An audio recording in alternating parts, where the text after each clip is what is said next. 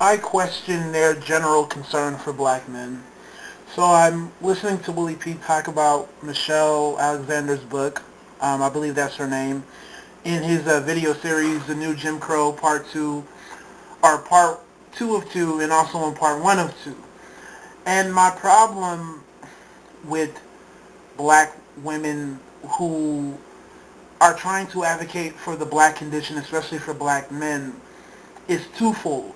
Number one, I question if they're really genuine because they often hyper exaggerate. I don't like when people hyper exaggerate whether they're trying to support or attack. I just don't like it. Come through and say the truth. It's almost as like they're playing a game. Like, don't hyper exaggerate. Don't come through and start making up shit because it doesn't help black men or black people. To lie about the black condition and over exaggerate, right, is very dangerous because if you get caught in a lie, if you get caught not telling the truth or over exaggerating, you're going to turn off a whole bunch of people, right? The people that you need to change or the people that you want to care are going to feel offended and are going to say, fuck you, it's all one big ass lie. Simply because you hyper exaggerate. If somebody has a D, say they have a D. Don't come through and say they have an F, right? Tell the truth, right? Or they'll downplay um, certain issues. My favorite one that the women downplay is when it comes to black men, the fact that a lot of women like that. That always gets conveniently left out. The idea that, black men adhering to that sort of gangster thug culture because of, what's the word I'm looking for, racism or limited opportunities is cool, but they'll completely throw out the female component. They will completely throw out the fact that you have black women across the board that like a certain type of street dude.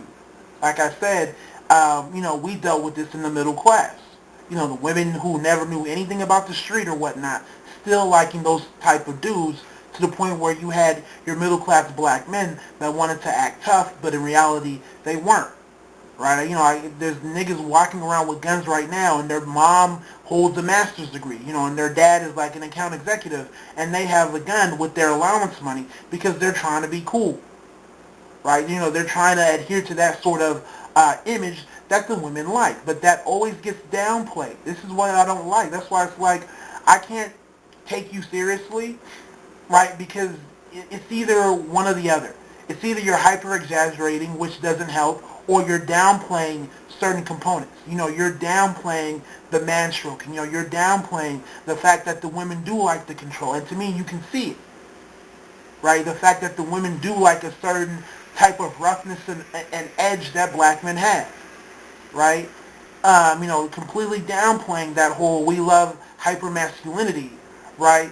But downplaying what hypermasculinity leads to in regards to, black um, male on black male violence and, them trying to be macho and them trying to, not do what's considered to be corny or lame. Like, it gets downplayed, right? So for me, it's just like, I don't trust y'all. Like, you guys are trying, but it's almost just like you're trying to fool somebody, but it's like, I don't buy it, right? If you're coming through and telling the truth, telling it how it is, right? Being fair and not worrying about protecting the black female image, then I can respect you, right? It's like me coming on and trying to not talk about the part that black men play.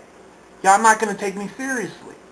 But we know that the condition in black America is due to black men fucking up. It's due to black women fucking up. It's due to outside factors. But when you have the women that want to come through and only highlight certain areas, and then even when they highlight certain areas, hyper exaggerate or get shit wrong, it's like, here we go.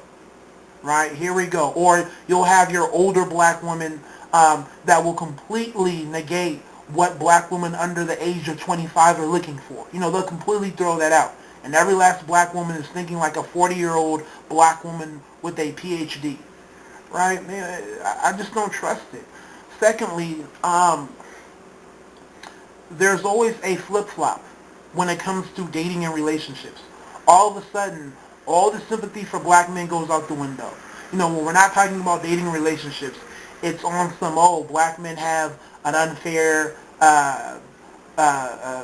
They have unfair treatment when it comes to employment, with or without a criminal record, when it comes to education, or when it comes to prison and the laws, and them getting harsher sentencing if they get some sort of crime. It's like there's all this sympathy, right? And white people have a head start, and black men have an unfair advantage or whatnot, yada yada yada. So black men do X, Y, and Z because they're trying, and it's like, okay, you're hyper exaggerating, but I can at least fuck with you because I see what you're trying to do. But all of a sudden, here comes dating and relationships, and black men have the choice. Black men are lazy. Black men need to go to school. Black men need to get a job, right? We don't buy the excuse. We don't buy the fact that they can't support their children, right? Black women are achieving. How come black men can't? White men are building. White men are doing this. White men are doing that. White men are better options. So all of a sudden, there's this 180. Right? And all of a sudden, black men don't really have it as bad, and all of a sudden, it's black men making shit up. Right? It's women like her that pull that crap. They pull that 180. All of a sudden, they have no sympathy for black men. All of a sudden, it's black men not getting their shit together. Right? Which I can't fuck with. Right? I definitely can't.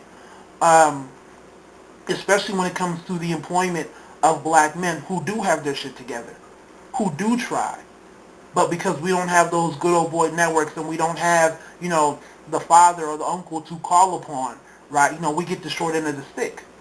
All of a sudden, when we're not talking about dating and relationships, black women account for that. They understand all that, right? But when we're talking about it, all of a sudden, it's not an issue.